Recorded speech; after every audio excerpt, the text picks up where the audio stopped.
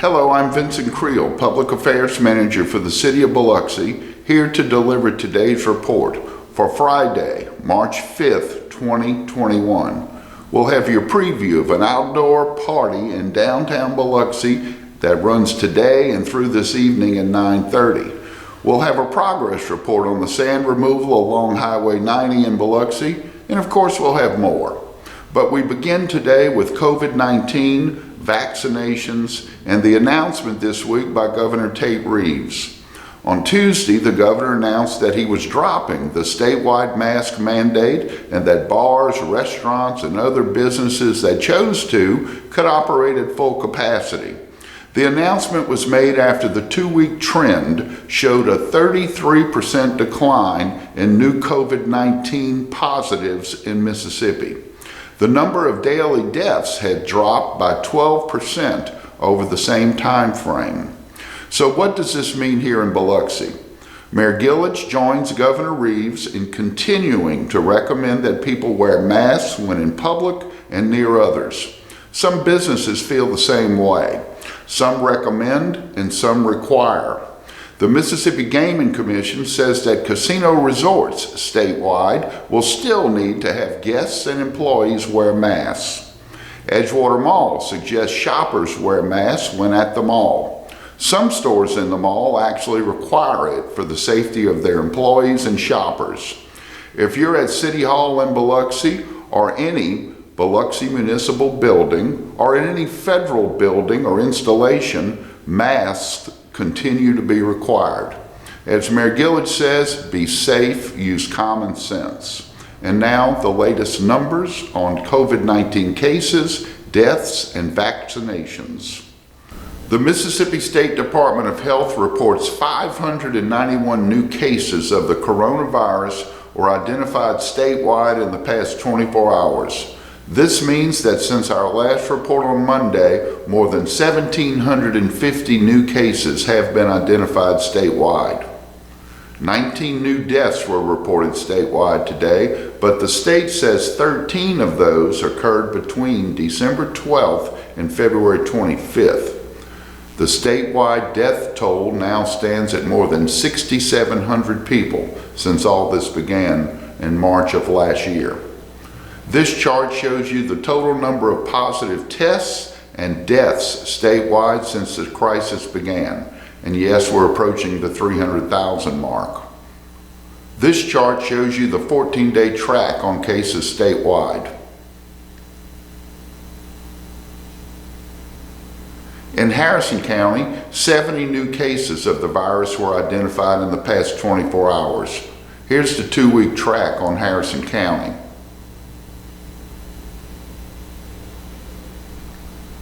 These latest 70 cases mean that since March of last year, more than 16,850 people in Harrison County have tested positive for COVID-19.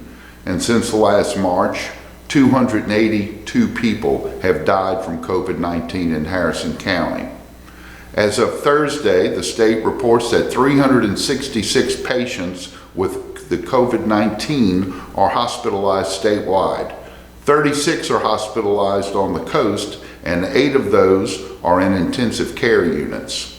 And of course, let's not forget about the recoveries.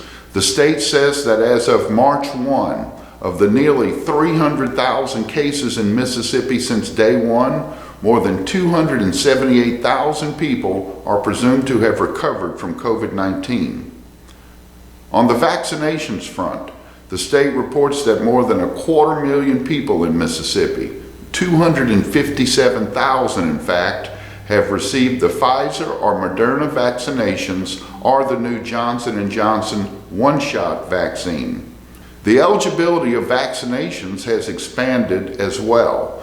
Those eligible are anyone age 50 and older, anyone over the age of 16 with pre-existing conditions. Also eligible for vaccinations are teachers, staff, and employees of schools and child care facilities, as well as law enforcement, first responders, and emergency management personnel.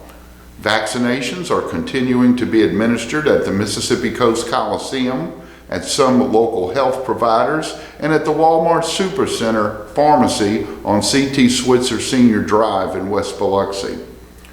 The Mississippi State Department of Health now has a new search map or vaccine finder link. It shows free State Department drive-through sites, hospitals, clinics, and pharmacies that offer the COVID vaccination.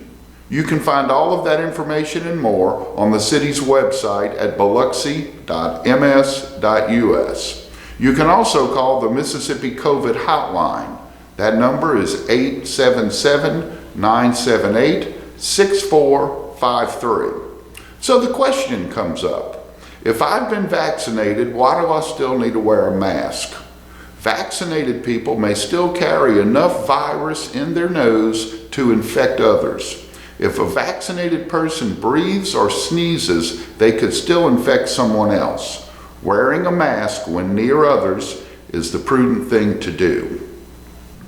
You've seen the work in the lane closure this week on Highway 90 as county crews remove sand in the areas from Rodenberg to White Avenue. Here's a progress report. I'm Chuck Loftus with the director for the Harrison County Sand Beach Department. And if you've seen the work that we've been doing along Highway 90 here lately, what we're doing is removing some of the excess sand in the median areas from Rodenberg Avenue up to Porter. So getting this sand off of the medians that has blown from the wind-driven sand off the beach is some material, excess material, and we need to get this material off of the beach, off of the medians exclusively, so we can cut the grass. It makes it a lot easier for us on a daily basis to cut the grass along Highway 90 medians, and this sand makes it almost impossible. So we're doing this in these areas, and hopefully within the next week or two, all this work will be completed. As also you've seen some other work that we've been doing since Hurricane Zeta. We had quite a bit of structural damages to our boardwalk area, to some of the shade structures. We have already completed all the benches and the signs. We're working on the stairs leading from the boardwalk down to the beach. Hopefully that will be completed here within the end of this month. So everything will be open for our tourist season that's coming up. Hopefully by April 1st, everything will be wide open. The beaches are open. We want businesses to come down and have a great time and visit the Mississippi Gulf Coast. Again, I want to thank everybody. Please, they've been doing a fantastic job on the traffic facilities, what we're doing in the zones where we have a work zone. Please slow down, but so far everybody's been doing a fantastic job, and I want to thank everyone for that. There was also a lane closure near the Biloxi Lighthouse this week. The fire department helped with an installation at our signature landmark. And Shazam, it's a shamrock by day and by night. We should also point out that pressure washing of the exterior of the lighthouse is scheduled to take place next week, so you may see lane closures in that area. Please drive cautiously, carefully, and with patience. The Biloxi City Council is not scheduled to meet next week, but you can see a replay of this week's City Council meeting on the city's YouTube page. You'll hear discussions of a host of issues, including fencing and short-term rentals. We should also note that Biloxi City Hall will be open Saturday, March 7th from 8 a.m. to noon for voter registration. To read more about city elections, including candidates and where and when to vote, click on voter information on the city's website. And now,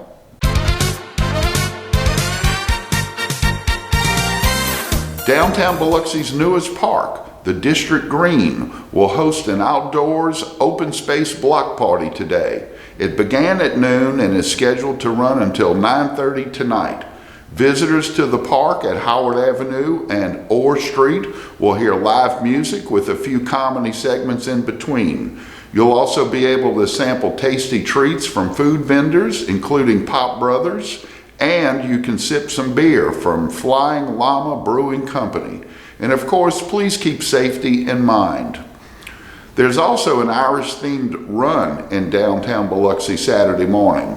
You can see the entire schedule of activities for this weekend and for this month by clicking on Calendar on the city website. There's also some great weather into the weekend. In fact, here's a look at the forecast. And now a programming note. We began doing these videos a year ago in March 2020, primarily to provide information about COVID-19 and its impact on the city. The videos were daily at the outset, then 3 times a week, then twice a week. Today, we announced that unless conditions warrant, we'll be doing the A to Z report once a week, each Friday. So we'll see you next Friday. We leave you today with a 3-minute look at our signature landmark, the Biloxi Lighthouse. Stay safe and we'll see you here next Friday.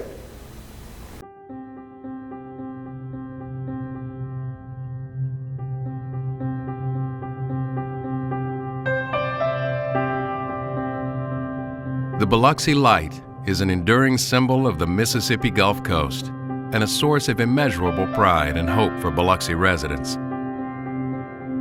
Built in 1848, the lighthouse aided ships making their way across the Mississippi Sound between New Orleans and Mobile. The lighthouse was pre-constructed of cast iron, and the interior was lined with brick. It was the 3rd cast iron lighthouse in the United States and the 1st in the South.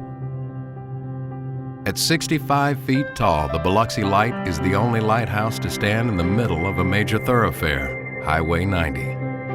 In its first 93 years, only 6 people held the title of keeper of the Biloxi Light, 3 of them women who maintained the lighthouse for a total of 74 years. One of them, Maria Youngins, served as keeper for over 50 years. The light was electrified in 1926 and became automatically operated in 1938. In 1941, the lighthouse was transferred to the Coast Guard. It was decommissioned in 1967, then became the property of the city in 1968. It has been operated ever since as a private aid to navigation, continuing to guide recreational boats and fishing vessels to safe harbor. In 1973, it was listed on the National Register of Historic Places, and in 1987 was declared a Mississippi landmark. In its more than 160 years in service, the Biloxi Light has weathered nearly 20 hurricanes. In 1860, the storm surge from a hurricane damaged the foundation of the lighthouse, causing it to tip 2 feet off its vertical axis. It was repaired by excavating some of the sand under the lighthouse and letting gravity do the work. A concrete breakwater was installed in 1924 to prevent further damage from storm surge. Still, this wasn't enough to prevent the devastating wrath of Hurricane Katrina in 2005. Katrina's storm surge rose a record 21.5 feet above sea level at the lighthouse and more than 30 feet at other parts of the coast. The storm severely damaged the lighthouse and destroyed its electrical system. Within hours of the storm, the lighthouse took on iconic significance. It was bruised and battered, but stood tall amid the piles of debris, a symbol of the resilience of the residents of the Gulf Coast. City officials soon set about restoring the lighthouse, bringing in experts to conduct extensive tests and identify the bricks, mortar, and paint that were originally used. All new electrical wiring was installed. And despite its vulnerability to future storms, the door was replaced with a historically accurate wooden door. The restoration was completed with a relighting celebration on February 19, 2010. Today, the beloved landmark is one of the most photographed icons in Mississippi. It is an inseparable part of Biloxi's identity, bridging land, sea, and generations of Biloxians. No longer just a beacon to seafarers, the Biloxi Light stands as a proud testament of resilience, representing all those who have weathered the storm.